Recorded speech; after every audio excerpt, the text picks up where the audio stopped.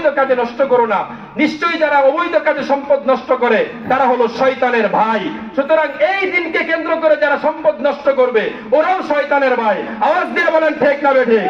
9 নম্বর, এই দিবসকে কেন্দ্র করে সবাই নষ্ট করা হয়, এটা কোনো মুসলমানের বৈশিষ্ট্য নয়।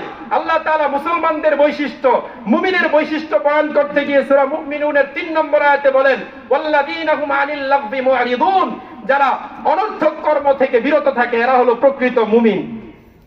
তিরমিজি শরীফের 2317 নম্বর হাদিসের মধ্যে এসেছে, হযরত আবু হুরায়রা থেকে বর্ণিত, নবীজি বলেন, মিন হুসনি ইসলামিল মারই তারকুহু মা লা ইয়ানি, ব্যক্তির ইসলামের সৌন্দর্য হচ্ছে সে অনর্থক কাজ ছেড়ে দিবে।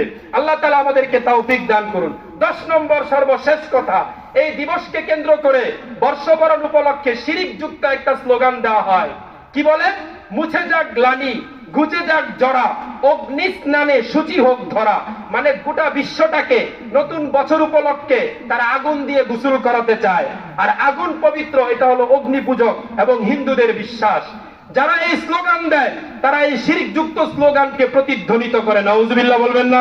আল্লাহ তাআলা সূরা নিসার 48 নম্বর আয়াতে বলেন, ইন্নাল্লাহা লা ইয়াগফিরু আন ইউশরাকা বিহি ওয়া ইয়াগফিরু মা দুনা যালিকা লিমান ইয়াশা। আল্লাহ তাআলা শিরককে সহ্য করতে পারেন না। শিরক ছাড়া সব গুনাহ চাইলে maaf করতে পারবেন, কিন্তু শিরককে maaf করেন না। মেরে মুহতারাম ভাইরা, আল্লাহ পাক রব্বুল আলামিন আমাদেরকে সতর্ক করে দিয়েছেন, এজন্য আমাদেরকে সতর্ক হতে হবে। কোন একটা জাতিকে ধ্বংস করার জন্য সবচাইতে বেস্ট কৌশল হচ্ছে ওই জাতির সভ্যতা এবং সংস্কৃতিকে ধ্বংস করে দেওয়া। কাফেররা চতুর্দিক থেকে মুসলমানদের সভ্যতা, মুসলমানদের সংস্কৃতি ধ্বংস করার জন্য উঠে পড়ে লেগেছে। এজন্য আমরা জীবন দিয়ে হলেও তাদের সেই ষড়যন্ত্রকে রুখে দিতে প্রস্তুত আছি তো ইনশাআল্লাহ? আমরা পারবো তো তাদের সকল ষড়যন্ত্র রুখে দিতে?